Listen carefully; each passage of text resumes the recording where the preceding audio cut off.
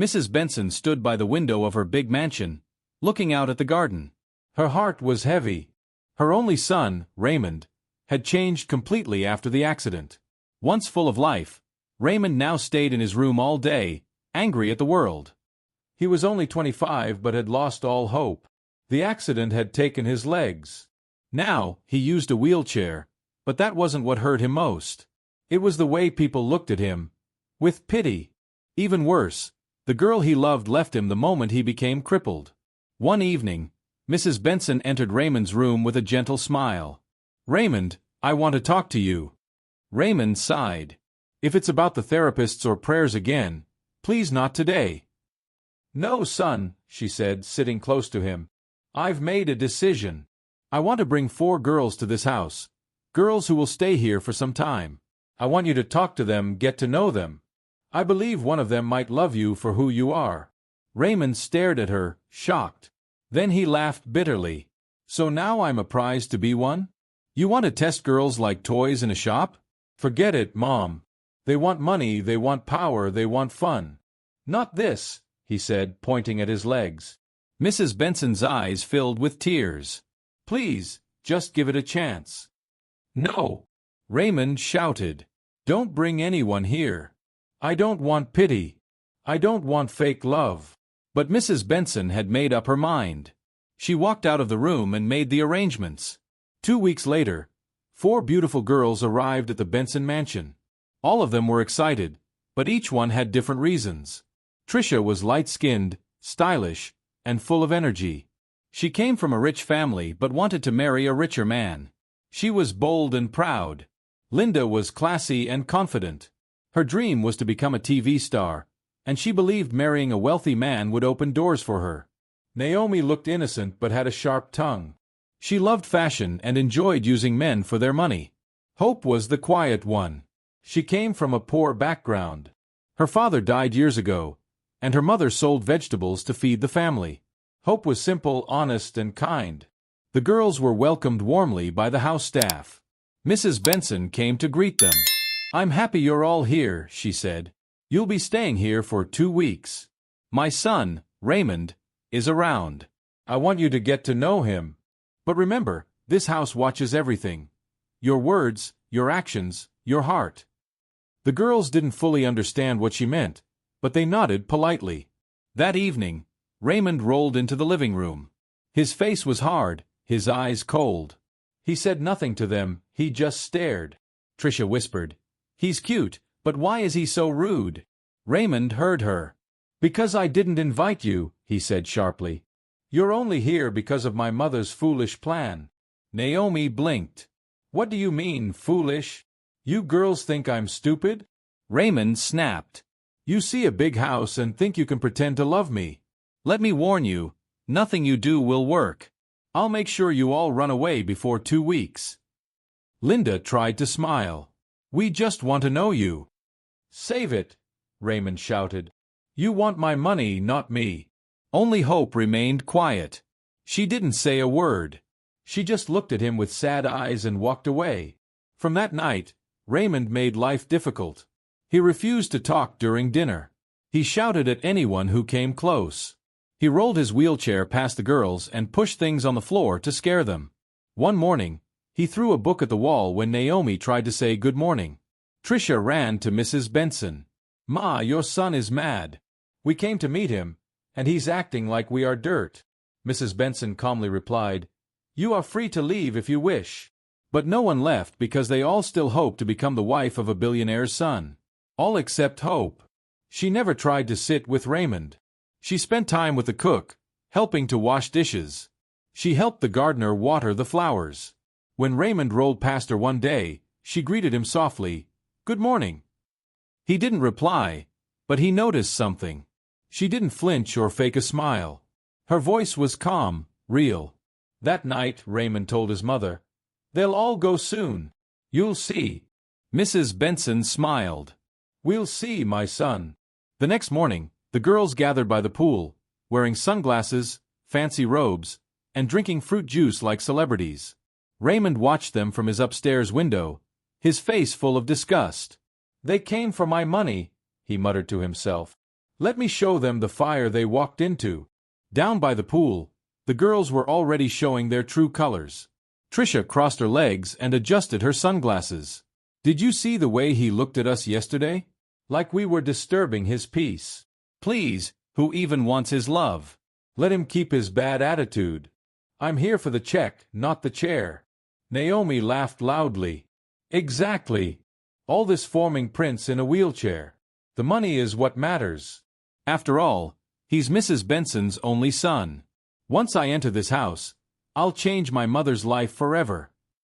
Linda sipped her juice and said, I don't even care if he loves me. I just need that ring. Once we marry, he can stay in one room. I'll live my life. They laughed and laughed, tossing their weaves and fixing their nails. Only Hope sat a little away, quietly reading a book. She heard everything they said, but she kept her peace. In her heart, she felt sorry for Raymond. This must be why he is so angry, she thought. So many fake people around him. Later that afternoon, Raymond decided to test them. He called the housekeeper and said, Tell the girls to meet me in the living room. I want to take them on a tour. When the girls came down, they saw Raymond waiting in his wheelchair, dressed in a plain white shirt and trousers. Naomi quickly smiled. Oh, Raymond, you look fresh today. He raised an eyebrow. Let's go. They followed him around the mansion. At first, he showed them the garden, the guest house, the mini-theater, and the family museum. The girls were amazed. Trisha whispered to Linda, This house is a gold mine. We must not joke with this chance. Raymond led them to the backyard, but instead of stopping, he rolled toward a muddy, bushy area behind the house. Where are we going? Naomi asked, frowning. You'll see, Raymond replied coldly. They got to a small farmland where the workers planted vegetables. The ground was wet. The place smelled of fresh soil. From now on, Raymond said, any girl that wants to stay in this house must work here for an hour every morning. No makeup, no phone, no help. Just your hands and the soil. What? Trisha shouted. Are you joking? Naomi laughed. Do we look like farmers to you? Linda folded her arms. This is rubbish. You think because you're crippled, we'll let you stress us? Hope said nothing. She walked toward the workers, removed her sandals, and stepped into the mud.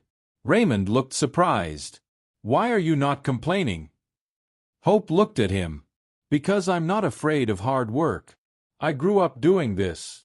The other girls hissed and stormed back into the house. That evening, they gathered in one room to gossip again. Trisha kicked off her shoes. This guy must be mad. How can he tell us to farm? Me, dig mud with these nails? For what? Naomi added. He's testing us so. Can't you see? But it's fine. Let's just pretend for 2 weeks. After that, we're in. Linda nodded. Let's act like we care. Smile when he comes. Say yes to everything. Once one of us wins, the rest can go. But Hope was alone in the kitchen, helping the cook prepare dinner. Mrs. Benson passed by and saw her. You don't have to do this, dear. I know, Hope said with a gentle smile, but I love cooking, and I don't like sitting around doing nothing. Mrs. Benson nodded slowly. You have a beautiful heart. Hope blushed. Thank you, Ma. That night, Raymond saw Hope serving dinner with the maids. She even carried a tray to his room. She knocked and waited. What do you want? Raymond asked coldly. I brought your food, she said. I didn't ask you. I know, Hope said, but you need to eat. Raymond sighed. Why are you pretending to be nice? What do you want from me? Hope placed the tray on the table. Nothing. I just feel like you've been through a lot, and I know how it feels to be ignored. She turned and left quietly. Raymond sat there in silence, staring at the closed door. For the first time in a long while, something inside him began to soften. The next morning, Raymond sat on his balcony, watching the garden. He had not slept well. Hope's words from the night before kept ringing in his head. I know how it feels to be ignored. He sighed and wheeled himself to the dining room. Breakfast was ready, but he had no appetite. Downstairs, the 4 girls were already sitting at the table. As soon as Raymond entered, Naomi jumped up and rushed to pull his chair out. "Good morning, Ray," she said sweetly. "Let me help you." Raymond stared at her. "Don't call me Ray." Naomi laughed nervously. "Sorry, Raymond." Tricia smiled and batted her lashes. "You look fresh this morning." "I love your shirt." Raymond rolled his eyes. "Keep your fake compliments to yourself." Hope, as always, said nothing. She simply greeted him and continued eating quietly. After breakfast, the housekeeper entered and gave them gloves, boots, and tools. "What's this for?" Linda asked. "You have farming duty." "Mr. Raymond's orders," the housekeeper replied. The girls groaned loudly, except Hope, who took hers without complaint. An hour later, all 4 girls stood in the muddy garden. The sun was hot. Their hands got dirty. Naomi screamed when she saw a worm. Tricia cried when her nail broke. Linda just kept complaining, "My skin is not made for this." Hope stayed calm. She planted quietly beside one of the farmers, asking questions and learning fast. Raymond watched from a distance. He saw how the other girls looked at Hope with jealousy. Later that afternoon, a new drama started. Tricia entered the living room where Hope was resting. "So you think you're smart?" Tricia said. Hope looked up. "What do you mean? You think we don't see what you're doing? Always helping in the kitchen, greeting the maids, pretending to be holy." "I'm not pretending," Hope said calmly. Naomi and Linda walked in too. "We're warning you," Linda said. "You think being nice will win you the man and the money, but you'll soon cry." Hope stood up slowly. "I'm not here to win anyone. I'm just being myself." Naomi laughed. "Poor girl, this is not your level. Stay in your lane." They walked out, laughing loudly. Hope sat down again, her eyes watery. She missed her mother. She missed home. She thought of packing her bag and going back, but something in her heart said, "Stay. Your purpose here is not yet finished." The next day, the 4 girls were called into the large sitting room. Mrs. Benson was waiting for them, sitting on a gold-plated chair like a queen. Her face looked serious. "Good morning, ladies," she said, her voice calm but firm. "Good morning, Ma," they all replied. She folded her hands and looked at each of them one by one. "When I brought you here, I promised to reward the girl who truly wins my son's heart. At first, I planned to give 10 million naira." Their eyes lit up. Mrs. Benson continued, "But now I've changed my mind. The prize is now 50 million naira." "50 what?" Naomi whispered under her breath. Mrs. Benson nodded. "Yes, 50 million naira. And I will also open a big business for the winner. But listen carefully. This is not a game. I'm not seeing real effort from any of you. You girls are not working hard enough. My son is not just he is a human being with feelings. If you want that money, then win his heart. Make him fall in love with you." Tricia almost shouted in excitement. "Thank you, Ma." Naomi smiled sweetly. "We won't disappoint you." Linda clapped softly. "We'll try harder, Ma." But Hope just stood quietly, looking at the floor. She didn't care about the money. Something in her heart told her love should not be bought. That night, the competition got dirty. Naomi was the first to try. She sneaked into Raymond's study room wearing a short nightgown and heavy makeup. "Hi, Raymond," she said in a soft voice, walking toward him. He looked up from his book. "What are you doing here?" "I just wanted to keep you company," she said, sitting on the table. "You're always alone." She reached out to touch his face, but he pushed her hand away. "Stop it," he said. "Why? You're a man. I'm a woman. We're both adults." Raymond wheeled back slowly. "Are you so cheap? Is this how you win love?" Naomi stood up, embarrassed. "You'll regret this," she said and ran out of the room. The next day, Tricia tried her luck. She waited for Raymond in his room, wearing a silky robe and fake tears. "I just want to comfort you," she said, placing her hand on his chest. "Get out," Raymond said coldly. "Why? Am I not beautiful enough? What's wrong with you?" Raymond stared at her. "What's wrong with you? Is money so powerful that you would sell your body for it? You make me sick." Tricia stormed out, angry and ashamed. Then came Linda. She prepared Raymond's favorite meal and wore a tight dress. When she brought the food to him, she leaned close, her voice soft and slow. "I made it with love," she whispered, placing her hand on his leg. Raymond grabbed her wrist, gently but firmly. "This is your plan too? You think I'll fall for this?" Linda stepped back, her eyes wide. "Leave," he said, turning his wheelchair around. That night, Naomi and Tricia sat together in the room, whispering. "That ugly has guts," Naomi said. "Can you imagine rejecting me?" Tricia laughed. "He really thinks we're here for love. He should look at himself in the mirror. It's his money we want, not his broken body." Linda walked in and joined them. "Hope is pretending. Wait until she shows her true colors. None of us came here for love. Let's be real." They laughed together, thinking they were smart. But what they didn't know was that Mrs. Benson had placed a small recorder under the flower vase in their room. The next morning, the girls were called to the garden. Raymond was already there with his mother. The atmosphere was tense. Mrs. Benson stood up. "I have something to say," she began. "This is no longer just a love test. This is now a matter of respect. I listened to your conversation last night." The girls looked at one another, confused. Raymond added, "I know what each of you tried to do. Seducing me won't win my heart. It only shows me how empty you are." Mrs. Benson pointed at Naomi and Tricia. "You are both disqualified. Pack your bags and leave now." Naomi gasped. "Ma, please." Tricia dropped to her knees. "It was a mistake." Mrs. Benson's voice was sharp. "Get out." Guards came and led them into the house to pack. Naomi looked back with angry eyes. Tricia cursed under her breath. Hope stood still, her heart beating fast.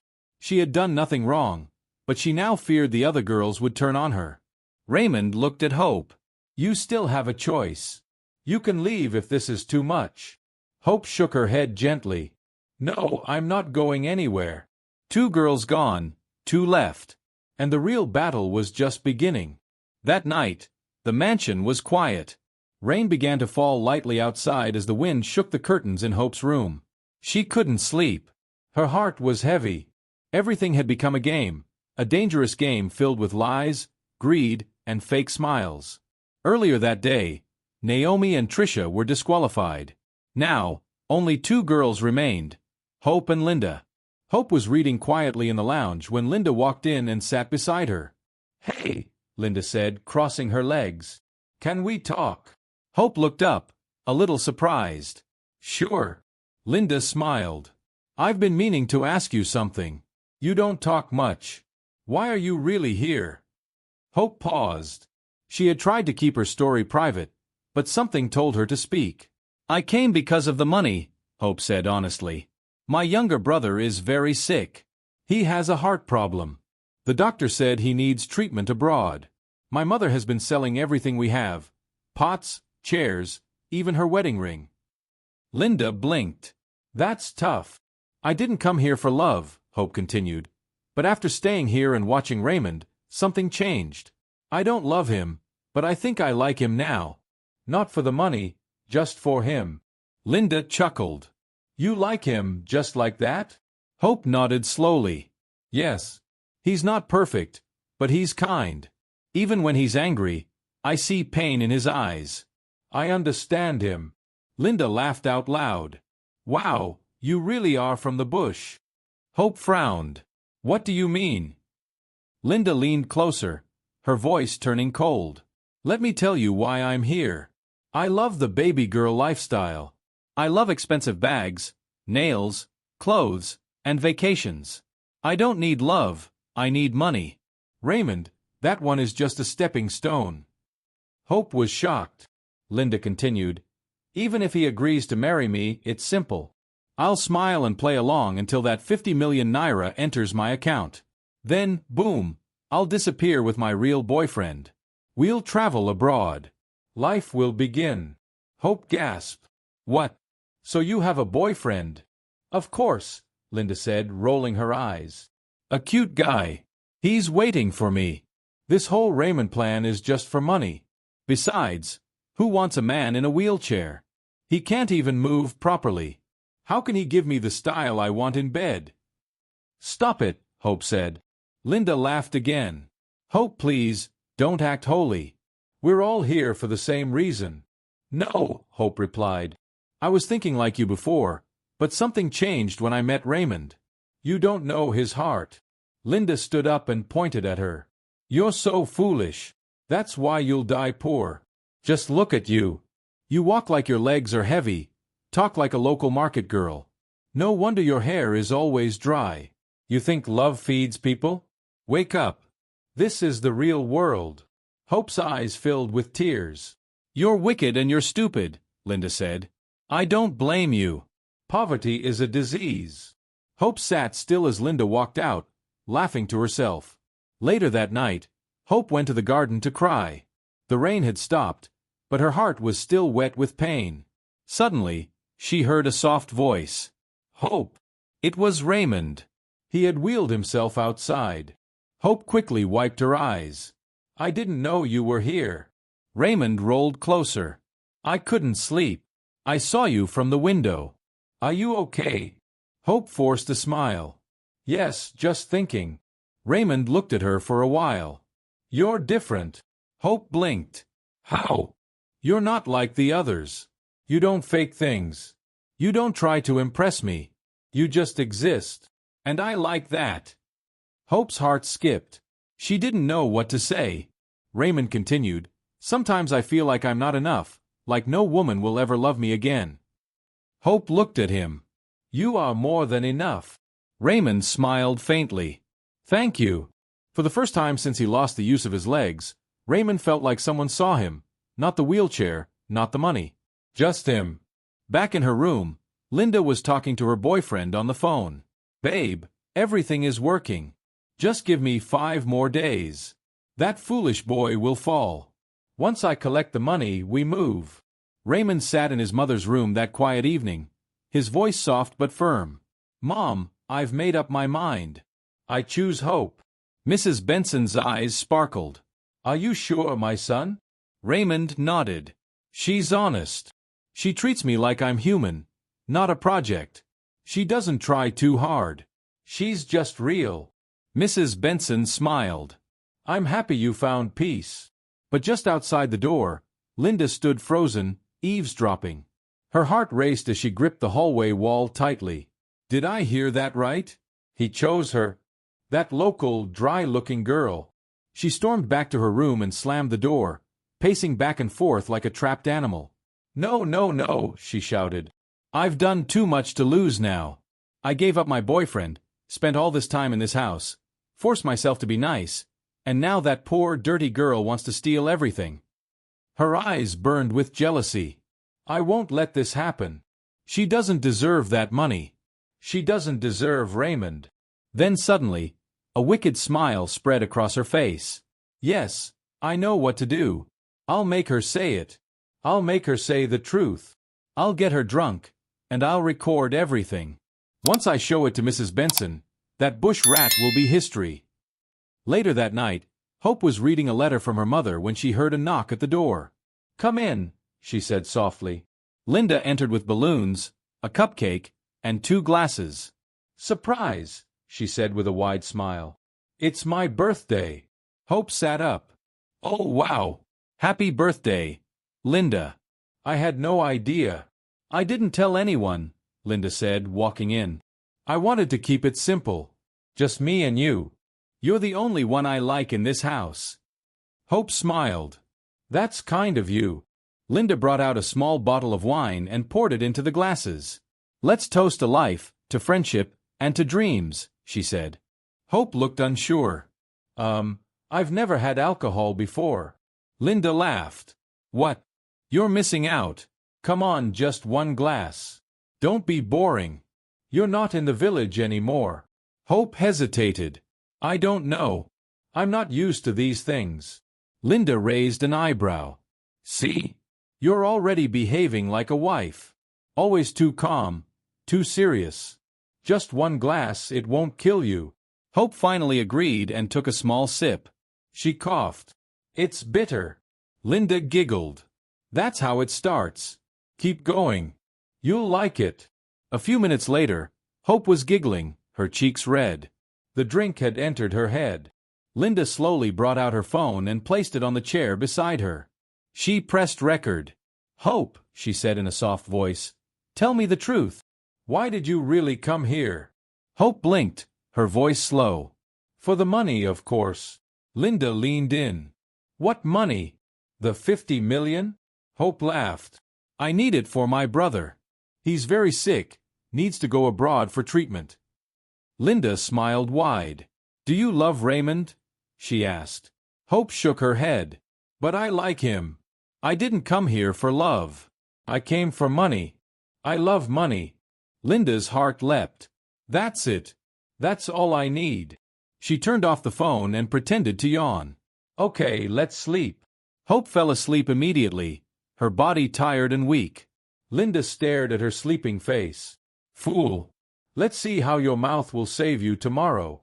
The next morning, the sun shone brightly over the Benson mansion, but Linda was already awake. She dressed neatly, fixed her hair, and sprayed her most expensive perfume. She walked to the main lounge like a queen. Mrs. Benson was already sitting there, reading a book. Good morning, Ma, Linda greeted. Good morning, Mrs. Benson replied calmly. I have something very important to show you, Linda said, bringing out her phone. She pressed play and handed it over. Hope's voice came out clearly from the phone. I came for the money. My brother is sick. I don't love Raymond. I love money. Mrs. Benson slowly looked up, her face blank. So, even Hope, she said in a low voice. Linda nodded quickly. Yes, Ma. I know you trusted her, but now you see she's just like the others. Mrs. Benson closed her eyes briefly. Thank you, Linda. I need time to think. Please go. Linda smiled and walked out with pride. Yes, that's how queens do it. Meanwhile, Hope woke up feeling dizzy. Her head ached, and her mouth was dry. What happened? She whispered to herself. She couldn't remember much. As she washed her face, something in her heart felt off. Mrs. Benson stood in her room with her arms folded, her face hard and cold. She was watching the recording for the third time, and still, her heart refused to understand. Just then, Raymond entered quietly. You called me, Mom? He asked, his voice low. She nodded without looking at him and handed him her phone. Watch this. Raymond played the video. His eyes widened as he listened. I came for the money. My brother is sick. I don't love Raymond. I love money. When it ended, he looked up sharply. Where did this come from? Linda, she replied. She recorded Hope last night. Raymond blinked, shocked. Hope said that. Yes, Mrs. Benson replied firmly. With her own mouth. He stared at the floor for a moment, then shook his head. No, Hope can never do this. I know her. I've seen her. She's not like that. Mrs. Benson frowned. You trust people too easily, Raymond. That's your problem. You let emotions blind you. He raised his voice. And you don't trust people at all. You treat everyone like a suspect. You never even gave her a chance. I'm protecting you, she snapped. You're controlling me, he shouted back. You caused all this from the very beginning. I said I didn't want this stupid game, but you forced me. You brought those girls into our home and turned love into a competition. Mrs. Benson's eyes welled with tears. I was trying to help you find someone who truly loves you. But you didn't trust me to find it on my own, Raymond said angrily. And now look where it's gotten us. The room went silent. Mother and son stood on opposite sides, broken and tired. Finally, Raymond turned and said, I need to hear it from her. Hope was sitting under the tree in the garden, holding her brother's drawing in her hands. Her eyes were red. She hadn't eaten. Her heart was heavy. Then she heard his voice. Hope. She turned and saw Raymond rolling slowly toward her. Raymond. She stood up, wiping her tears quickly. I need to ask you something, he said, his face blank. Did you say those things last night? Hope froze. What things? That you came for the money. That you don't love me. Hope's hands trembled. I didn't mean it. Linda brought wine to my room. She said it was her birthday. I told her I don't drink, but she kept pushing. I drank a little, and everything became blurry. I didn't even know she was recording me. Is it true? Raymond asked. Are you here for the money? Hope's voice broke. Yes. I came for the money at first, for my brother. He's sick and needs surgery abroad. But I swear to you, Raymond, everything changed. I started seeing you differently. You were so strong, even in pain, so gentle even when you were angry. I didn't come here for love, but now I think I found it. But you said you didn't love me. I said it while I was drunk, Hope cried. And even then, I said I like you. Isn't that better than pretending to love you like the others? He was silent. Raymond, please, she begged, tears pouring down her face. Don't believe Linda. She planned all this. She trapped me. Raymond turned his chair around slowly. I'm disappointed, Hope. Her heart dropped. Raymond. But he didn't stop. He wheeled away, leaving her standing there in the garden, broken and speechless. Hope's sadness quickly turned into anger. She stood up and wiped her face. She stormed into the house and headed straight to Linda's room. She pushed the door open without knocking. You evil snake, she shouted. Linda looked up from her mirror and smirked. Oh, now you remember how to talk. Hope pointed at her, shaking with rage. You planned it all. You tricked me. You made me drink and then recorded me. You wanted to ruin me. Linda stood up, arms crossed. So what? I did what I had to do. You want to take my man from me? Hope's mouth dropped. Your man? Raymond is not your man. Linda laughed coldly. He was supposed to be until you came in here, pretending to be holy and humble. I was winning until you opened that dry, village mouth. You think love is something you can win with lies? Hope fired back. I don't care about love. Linda screamed. I want the money, the life, the soft baby girl lifestyle. I deserve it, not you. Hope shook her head slowly. You're evil. And you're poor, Linda sneered. Go back to your dirty house and your sick brother. This place is not for you. You don't belong in a mansion. Hope's eyes filled with tears again, but this time, they were tears of strength, not weakness. One day, all this will come back to you, she said. You may win today, but the truth doesn't stay hidden forever. Linda laughed again. Get out of my room, village girl. Hope turned and walked away, her head high. Her heart was bruised, but her spirit was not broken. The next morning, the entire house felt different. The air was heavy, like something bad was about to happen. Hope was helping the cook in the kitchen when one of the maids rushed in. Come quickly. Mr. Raymond is crying in the living room. Hope dropped the spoon and ran. Linda, who was upstairs, also came down in a hurry. They both entered the living room and found Raymond sitting in his wheelchair, his face buried in his hands, tears rolling down his cheeks. Raymond! Hope rushed to him. What's wrong? Linda stood to the side, looking shocked. What's going on? Why are you crying? Raymond lifted his head slowly, his eyes swollen. I've lost everything, he said with a weak voice. Hope blinked. What do you mean? Raymond looked at both of them. This house, the cars, my money.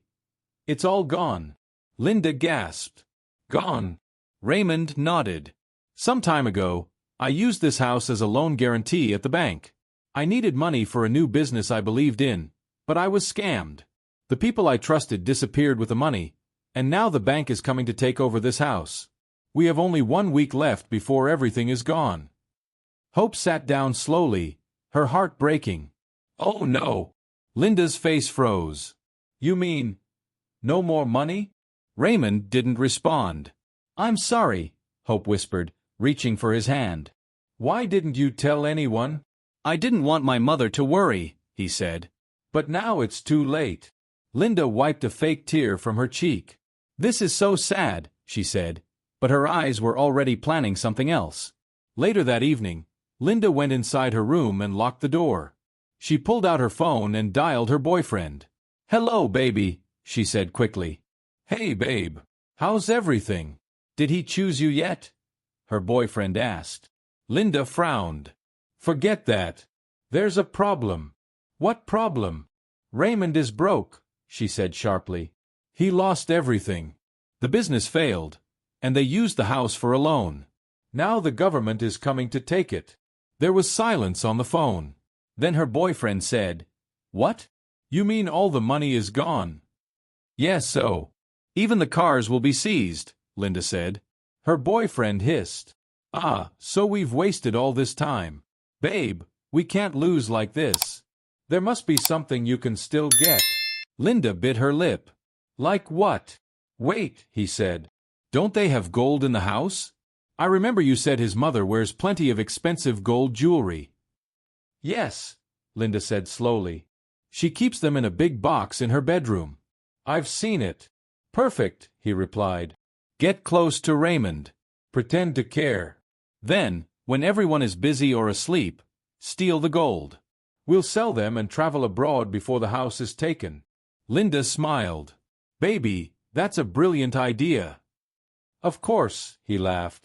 "Don't let all your hard work go to waste. Get the gold and run. You're not a loser." Linda looked around the room and whispered, "I'll do it tonight." "Good girl. Call me after you get it." They ended the call. Linda sat back on the bed, a wicked grin on her face. "No money, no mansion, but I'll still walk away rich."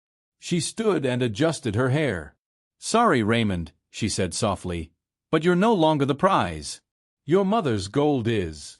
It was a cold, quiet night in the Benson mansion. Most of the lights were off, and the guards at the gate were standing at their post. Everything seemed peaceful. But inside the house, Linda was getting ready to disappear forever. She stood in her room, dressed in black clothes, quietly zipping up her big travel bag. The bag was heavy. Inside it were all of Mrs. Benson's gold jewelry, necklaces, bangles, rings, and earrings. She had taken everything. She had carefully sneaked into Mrs. Benson's room earlier, opened the jewelry box, and packed it all into her bag. Now, it was time to run.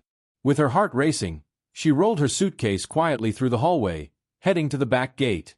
Her plan was simple: escape before anyone noticed she was gone, meet her boyfriend, sell the gold, and travel abroad. She believed she had won. But just as she reached the back gate, a voice called out, "Madam, where are you going at this hour?" It was one of the security guards. He stepped forward with his flashlight. Linda tried to smile. "Good evening, sir. I just want to go and see my aunt. She's sick." The guard looked at the heavy bag.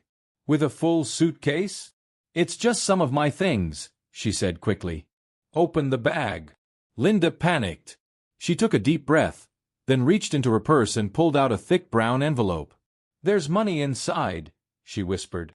"Please, just let me go. Nobody has to know." The guard stepped back. "We don't take bribes here, madam. I said open the bag." Before she could respond, Mrs. Benson's voice rang out from behind. "Open the bag, Linda." Linda turned sharply.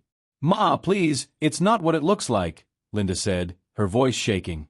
"Then open the bag," Mrs. Benson said again. Linda slowly unzipped the suitcase.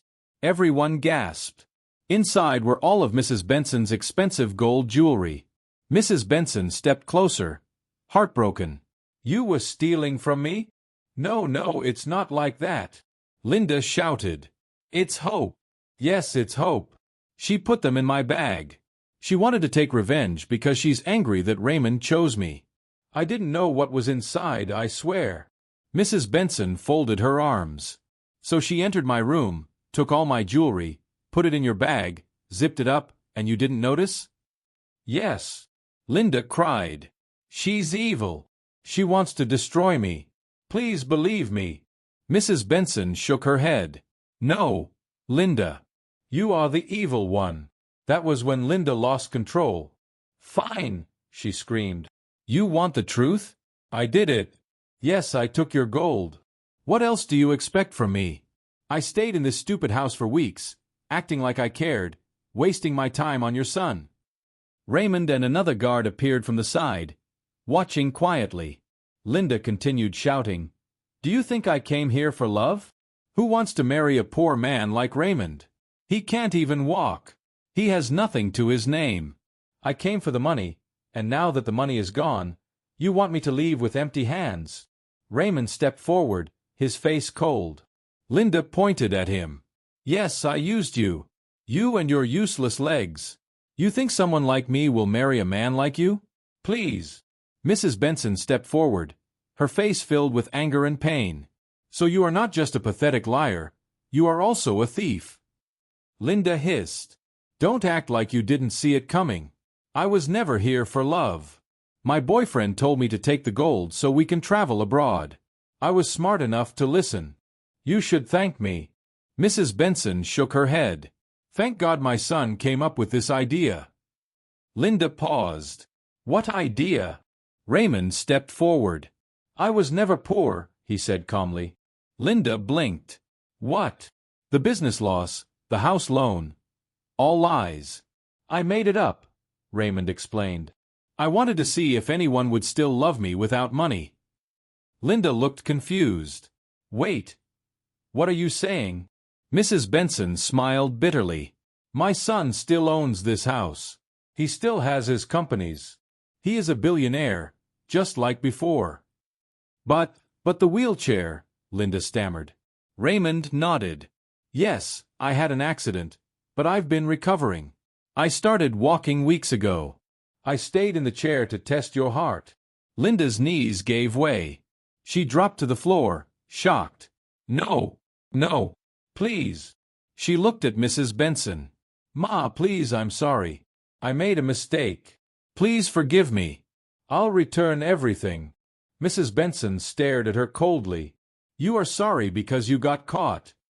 "No, I mean it this time," Linda cried. "I should have you arrested," Mrs. Benson said. "But you're not even worth it. You poor, local, lazy, good-for-nothing gold digger. You came here to steal, lie, and manipulate, and in the end, you lost everything." Linda began to cry loudly, holding her head. "You are a shame to every woman with pride and dignity," Mrs. Benson continued. "Now, carry your empty heart and get out of my house." The guards grabbed her bag, removed all the gold, and returned it to Mrs. Benson. Linda was pushed outside, her suitcase now filled with only her clothes.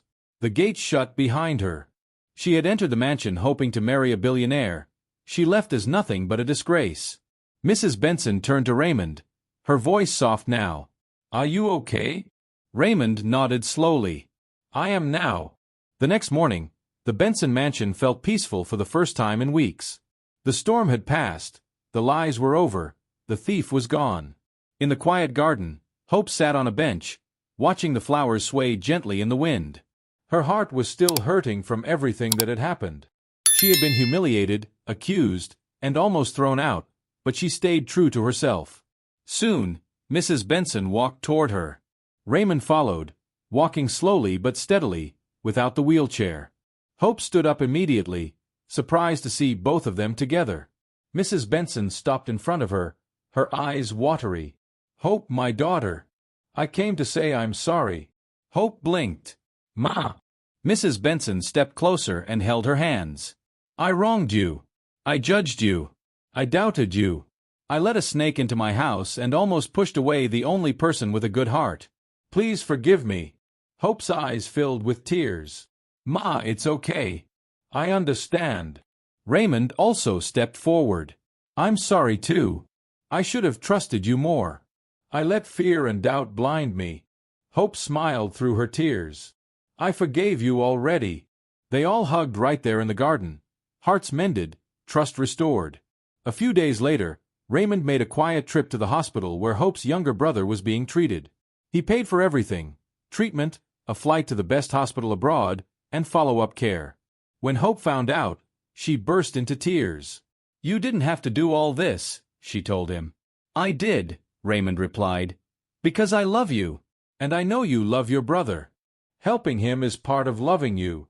That same day, Raymond knelt in the same garden where they first talked and proposed with a simple gold ring. Hope nodded with a shy smile. "Yes," she whispered. 3 months later, the wedding bells rang. Hope looked like a princess in her white gown. Raymond stood strong and tall, smiling with tears in his eyes as she walked down the aisle. Mrs. Benson cried joyfully as she watched her son finally marry the woman who truly loved him. Everyone clapped and cheered as they exchanged vows. "You may now kiss the bride," the priest said. Raymond lifted her veil and kissed her gently. The crowd erupted in joy.